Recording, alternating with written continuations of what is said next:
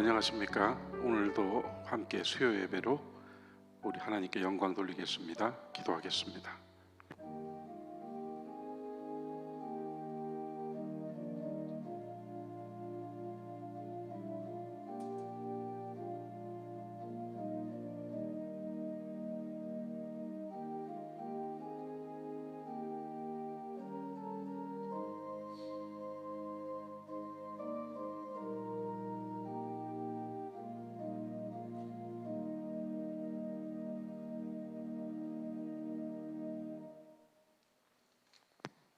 찬송가 408장 같이 부르겠습니다.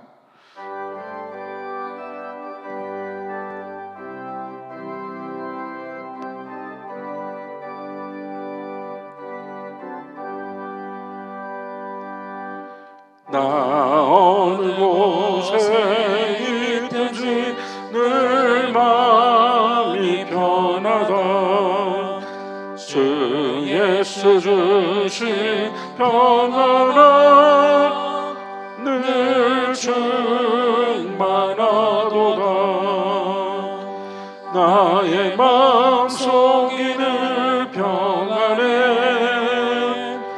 나의 마음속이 늘 평안해. 악한 죄 파도가 많으나 마음이 늘 평안해.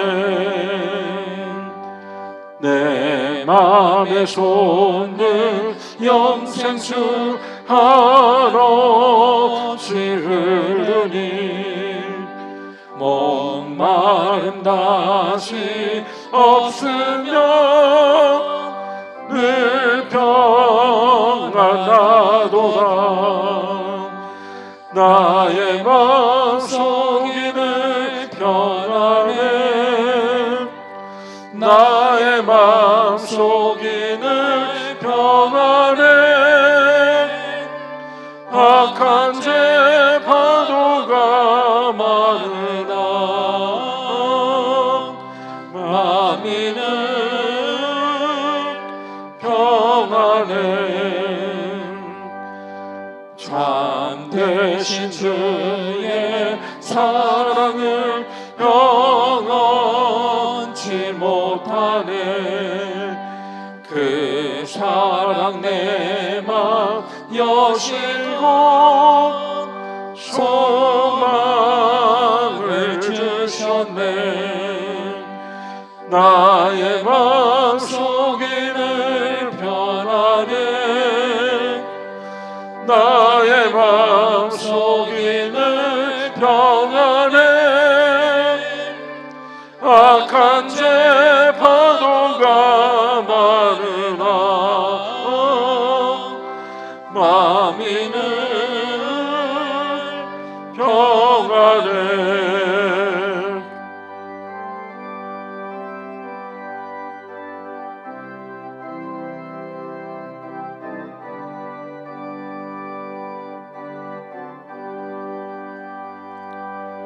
주 예수 나 고난을 왜 몸소 당했나.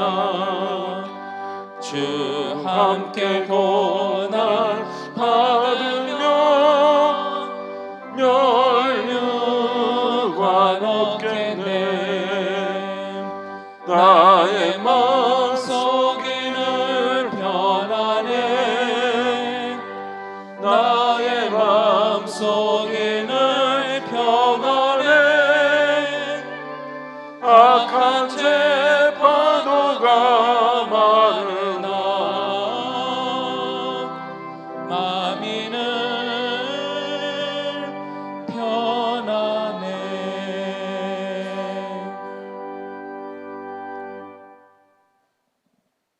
오늘 말씀은 출애굽기 16장 1절부터 10절까지입니다. 이승호 목사님께서 봉독해 주시겠습니다. 이스라엘 자손의 온 회중이 엘림에서 떠나 엘림과 시내산 사이에 있는 신광야에 이르니 애굽에서 나온 후 둘째 달 15일이라. 이스라엘 자손 온 회중이 그 광야에서 모세와 아론을 원망하여 이스라엘 자손이 그들에게 이르되 우리가 애굽 땅에서 고깃가마 곁에 앉아 있던 때와 떡을 배불리 먹던 때에 여호와의 손에 죽었더라면 좋았을 것을 너희가 이 광야로 우리를 인도해 내어 이 온 회중이 줄여 죽게 하는도다. 그때 여호와께서 모세에게 이르시되 보라, 내가 너희를 위하여 하늘에서 양식을 비같이 내리리니 백성이 나가서 일용할 것을 날마다 거둘 것이라. 이같이 하여 그들이 내 율법을 준행하나 아니하나 내가 시험하리라.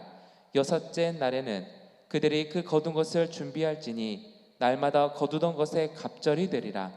모세와 아론이 온 이스라엘 자손에게 이르되 저녁이 되면 너희가 여호와께서 너희를 애굽 땅에서 인도하여 내셨음을 알 것이요 아침에는 너희가 여호와의 영광을 보리니 이는 여호와께서 너희가 자기를 향하여 원망함을 들으셨음이라. 우리가 누구이기에 너희가 우리에게 대하여 원망하느냐. 모세가 또 이르되 여호와께서 저녁에는 너희에게 고기를 주어 먹이시고 아침에는 떡으로 배불리시니 이는 여호와께서 자기를 향하여 너희가 원망하는 그 말을 들으셨음이라. 우리가 누구냐. 너희의 원망은 우리를 향하여 함이 아니요 여호와를 향하여 함이로다. 모세가 또 아론에게 이르되 이스라엘 자손의 온 회중에게 말하기를 여호와께 가까이 나아오라. 여호와께서 너희의 원망함을 들으셨느니라 하라. 아론이 이스라엘 자손의 온 회중에게 말하매 그들이 광야를 바라보니 여호와의 영광이 구름 속에 나타나더라. 아멘.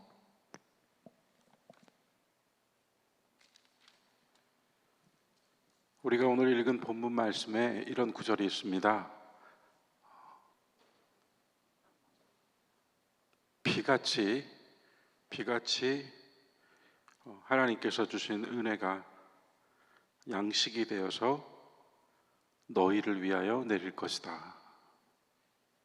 비같이 내릴 것이다. 자, 우리가 이 말씀의 그 한 절 속에 들어가 있는 한 구문인데 비같이 내릴 것이다. 가만히 묵상을 해봅니다. 비같이 내린다. 여러분, 비가 언제 내릴지 우리가 물론 일기예보라고 하는 과학적 기술을 빌려서 압니다만 그런 과학을 사용하지 않는다고 전제할 때 비가 언제 내릴지 압니까? 우리는 비가 언제 내릴지, 언제 가뭄이 들지 알지 못합니다. 우리가 예상하고 예측하고 우리가 알고 있다고 생각하는 범주를 뛰어넘는 하나님의 은혜와 사랑이 너희를 위하여 내릴 것이다. 비같이 내린다라고 하나님은 모세를 통하여 말씀하신 거예요. 오늘 우리가 함께 이 저녁 이 말씀을 읽는 이유는 가깝게는 코로나 상황에 대한 깊은 성찰과 더불어서 우리의 인생에 대한 성찰을 더하고 또한 내일 있을 수능을 앞두고 있는 또 학생들에게도 또 그 가족들에게도 하나님의 은혜에 대하여서 다시 한번 생각해보는 이 저녁이 될 수 있기를 바라면서 오늘 말씀을 묵상해 보았습니다.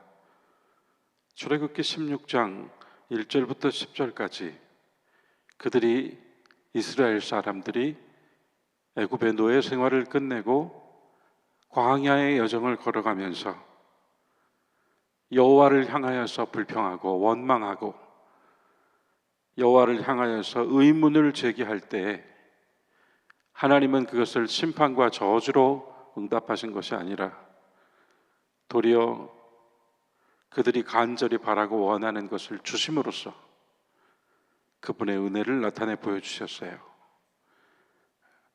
그 내용이 이 16장의 내러티브 안에서 아주 살아있는 언어로 말씀으로 우리에게 다가옵니다.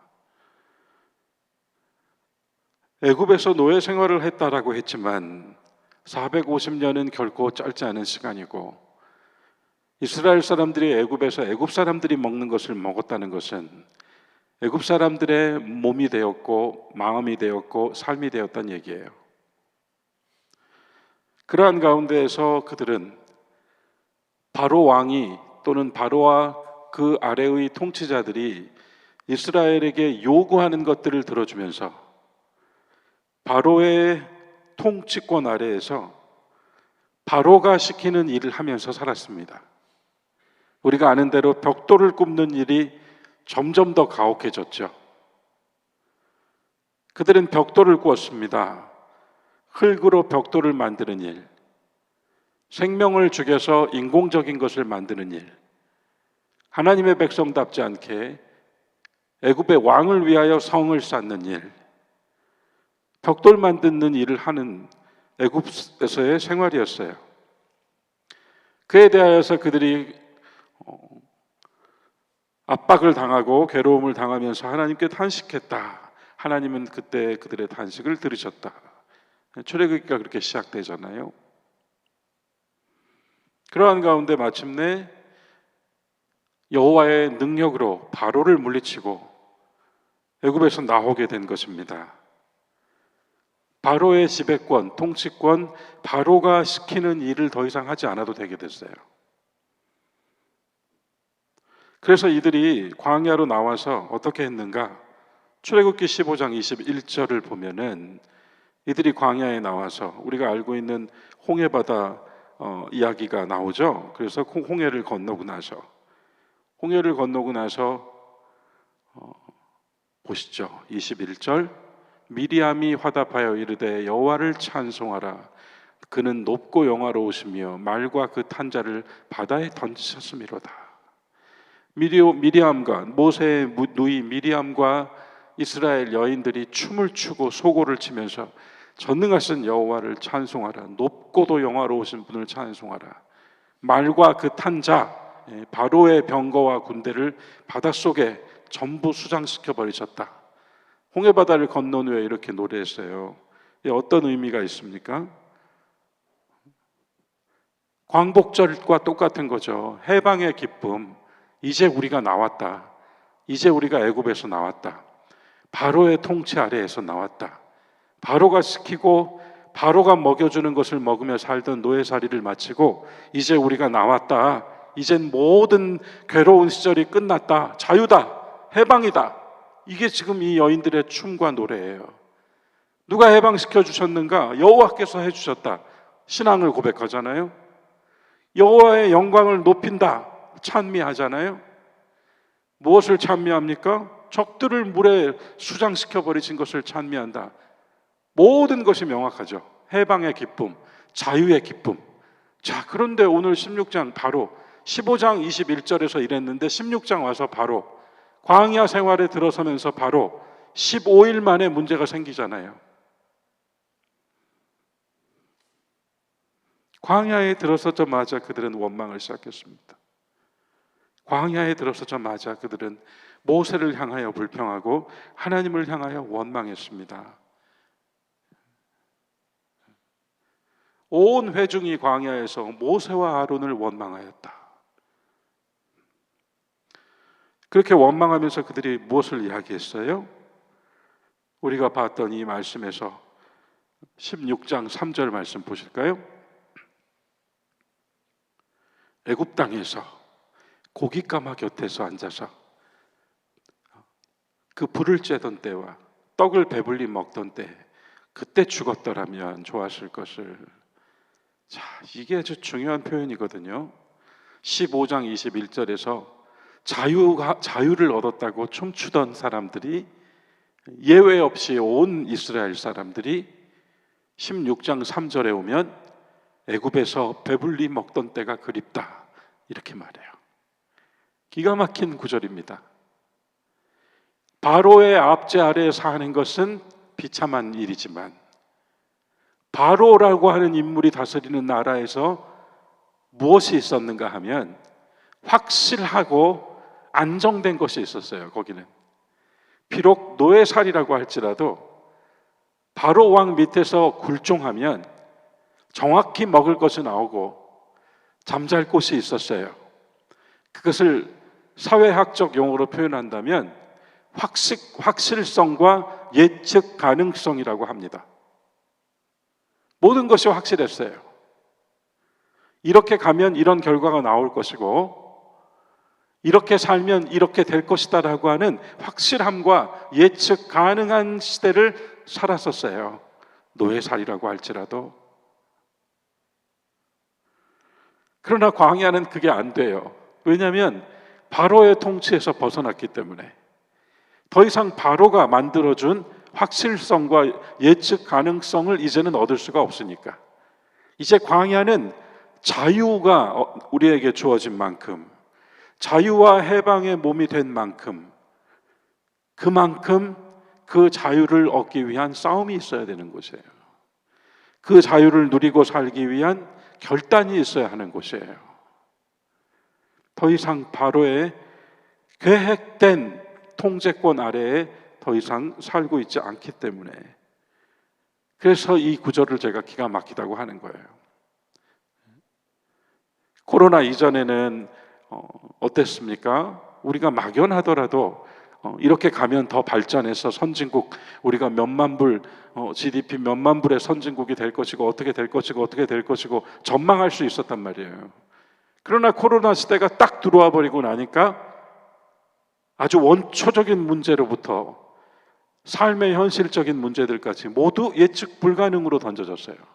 예측할 수가 없어요. 앞으로 교회도 사회도 우리들의 생활도 예측할 수가 없어요. 내일을 알 수 없게 돼버렸어요. 이게 광야예요, 여러분.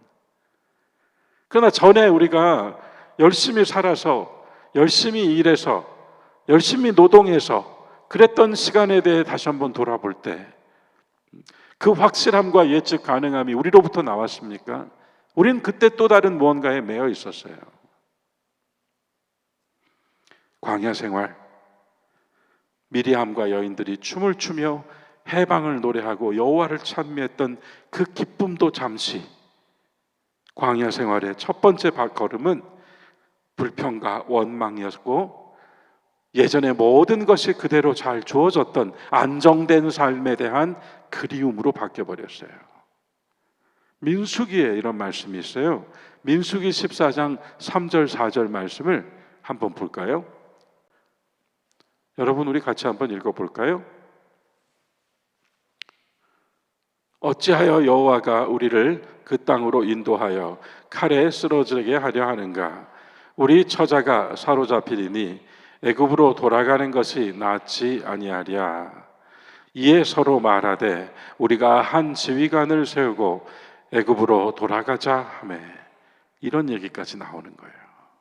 모세가 이끌고 있는데, 야, 우리가 우리 자식들, 우리 아내들 다 뺏기겠다, 다 죽겠다 이러다가, 그러니까 우리가 새로 지휘관을 세워서, 지도자를 새로 세워서 애굽으로 돌아가는 길을 인도하는 지도자를 세우자, 여기까지 얘기를 하는 거예요. 광야에서 하나님이 끄집어내셔가지고 광야의 여정이 시작되었는데, 이스라엘이 자신들이 예상할 수 있었던 삶이 아니라 전혀 예상할 수 없는 삶이 펼쳐지기 시작했을 때, 앞으로 어떻게 될지를 모르겠다는 생각이 마음속에 찾아들었을 때, 아니 내일 나는 어떻게 되는 거지? 라고 물음표를 던질 수밖에 없는 하루살이 같은 삶이 시작됐을 때, 그때 그들은 옛날을 그리워하며 옛날로 이끌어갈 줄 지도자를 뽑자고 말해요. 광야. 그러나 우리는 이 새로운 환경에서, 코로나 이후를 말하는 지금 이 시점에서, 아니 우리가 안정되고 모든 것이 편안했다라고 모든 것이 늘 하던 대로 이루어질 수 있었던, 이제 더 이상 그런 시간이 아니라고 하는 전제로부터 우리는 조금 더 냉철해지고 냉정해지고 과감해지고 확실해져야 될 것이 있는 거예요. 그걸 세상 말로는 정신을 바짝 차린다 이렇게 말할 수도 있겠습니다만, 그 정도 수준이 아니죠. 우리에게는 신앙이 있잖아요.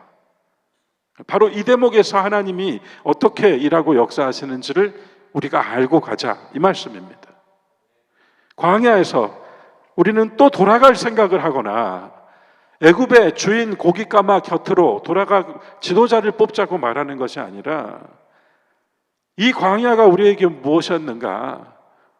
제일 처음 나왔을 때는 춤추고 노래했던 광야 생활인데 왜 15일 만에 불평하고 원망할 수밖에 없게 되었는가?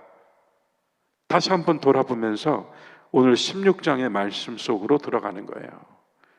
16장 3절에서 우리는 고깃가마를 그리워하는 이스라엘을 보았습니다. 그랬더니 16장 4절에서 곧바로 모세가 이야기해 주는 거예요. 하나님께서 모세를 통하여 하나님께서 모세에게, 그리고 모세가 이스라엘에게, 보라, 너희를 위하여 하늘에서 양식을 비같이 내리리니, 앞서 제가 말씀드렸잖아요. 비는 우리가 알 수 없는 거예요. 그러나 비는 모든 사람이 예외 없이 맞는 거예요. 우리뿐만 아니라 모든 생명 있는 것들이, 이 땅에 존재하는 모든 것들이 하늘로부터 떨어진 걸 맞는 거예요. 하나님의 은혜를 받는 거예요. 하나님의 사랑으로 사는 거예요. 광야 생활이 괴롭다고 할지라도 이 새로운 생활에서 여호와를 찬미하며 나온 사람들에게 바로 이것을 얘기해 주시는 거예요. 비같이 내릴 것이다. 비같이 내릴 것이다. 의롭고 바른 사람만 주는 것도 아니고 모든 걸 잘 해내고 선행을 잘하는 사람만 내리는 것이 아니라 모두가 예외 없이 광야에서 이 길을 가고 있는 사람이라면, 그 다음 나오는 말씀이 백성이 나가서 일용할 양식을 날마다 거둘 것이다. 광야에서 있을 수 없는 얘기잖아요. 날마다 거둘 것이다. 이게 바로 뭐예요? 하루하루를 살아요예요. 내일은 난 몰라요. 하루를 살아요. 오늘을 삽니다. 우리는 아침에 기도하고 시작해서 저녁에 기도하고 감사하고 하루를 사는 거예요. 하루를 살고 또 하루를 사는 거예요. 내일을 말하는 게 아니라 날마다 거둘 것이니라. 내가 그들을 시험하여 볼 것이다. 그러면서 우리는 16장 13절에서, 우리 본문은 아닙니다만, 하나님께서 마침내 메추라기 때를 해질녘에 내리셔서 저녁에는 고기를 먹고 든든하게 잠을 자게 하시고,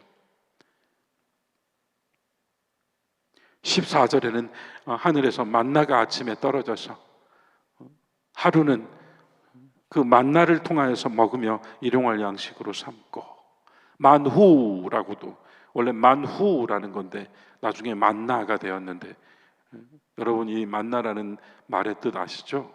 이것이 무엇이냐? 이게 또 하나 우리가 오늘 저녁에 참 좋은 우리가 알고 가야 될 내용이구나. 이것이 무엇이냐? 이게 뭘까요? 물론 하늘에서 떨어졌으니까 뭔지 모르겠는데 이게 이름이 뭐야? 이름 모르겠어. 이건 모르는 거야. 우리가 전에 몰랐던 거야. 이런 의미에서 만나입니다만, 우리 신앙적으로 읽어보자고요.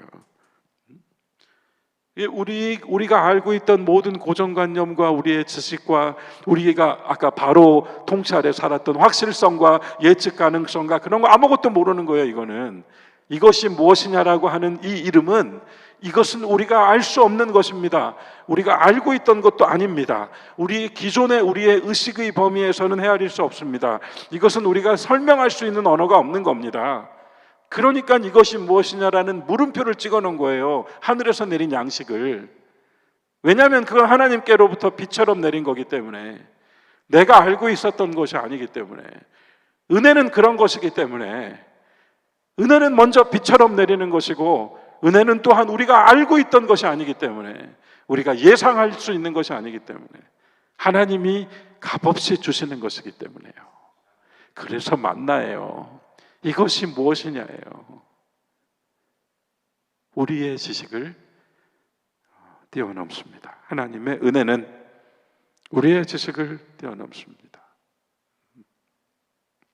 그래서 이 16장에서 메추라기와 만나, 이것이 무엇이냐라는 이름의 만나, 그리고 17장에 가면 17장 2절 말씀 볼까요?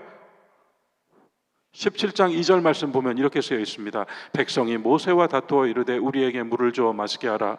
목말랐어요. 또 모세가 그들에게 이르되 너희가 어찌하여 나와 다투느냐? 너희가 어찌하여 여호와를 시험하느냐? 이곳은, 광야는 또 어떤 곳이에요? 목마른 곳이에요. 물이 없는 곳이에요. 메마른 땅이에요. 목마른 곳이에요. 물이 없는 곳이에요. 메마른 땅입니다. 날마다 메마르고 그래서 갈증나는 곳이에요. 그러다가 17장 6절로 가면은 하나님께서 모세를 통하여서 반석을 쳐라. 물이 나올 것이다. 찔끔찔끔 물이 나온다는 얘기가 아닙니다. 광야에서, 메마른 땅에서 바위를 쳤더니 물이 솟구쳐서 쏟아져 나왔다는 얘기입니다. 은혜가 터져 나온다는 거예요. 하나님의 은혜가 백성이 모두 마실 수 있도록 이스라엘 장로들의 목전에서 터져 나올 것이다. 백성을 이끌고 있는 지도자들 앞에서 터져 나올 것이다. 하나님의 은혜가 이끄는 자도 이끔을 당하는 자도 모두 여호와의 이와 같은 은혜를, 반석의 물 같은 은혜를 맛보게 될 것이다. 광야에서 하나님의 통치를 맛보며 산다는 것이 무엇인지를 이 본문이 우리에게 이야기를 해주고 있습니다. 그런 가운데 오늘 저는 마지막으로 내일 시험을 앞둔 우리 수험생들과 가족들, 그리고 코로나 상황을 통과하고 있는 지금 아마도 누군가에게 말하지 못한 채 이 코로나로 인하여서 더욱 힘들어 괴로운 시간을 보내고 있을지도 모를 모든 사람들, 우리 교우들, 더 나아가 인생의 길 위에서 신앙으로 하나님 만나고 그리스도로 삶에 기뻐하고 춤추지만, 그러나 내가 서 있는 이 자리가 너무나도 메마르고 배고픈 곳이어서 차라리 바로 밑에 사는 것이 낫지 않을까? 예전이 좋았다. 그들에게 우리에게 주시는 말씀의 끝은 무엇인가 하면 10절이에요. 10절 말씀 보시면 아론이 이스라엘 자손의 온 회중에게 말하매 그들이 광야를 바라보니 여호와의 영광이 구름 속에 나타나더라. 제가 왜 여러분들께 이 말씀을 보자고 한 것 같으세요? 뭘 봤습니까? 광야를 봤습니다. 광야를 바라본다는 것. 광야를 바라본다는 것은 뭐예요? 용감해야 하는 거예요. 용감해야 하는 겁니다. 그게 바로 용기입니다. 용기.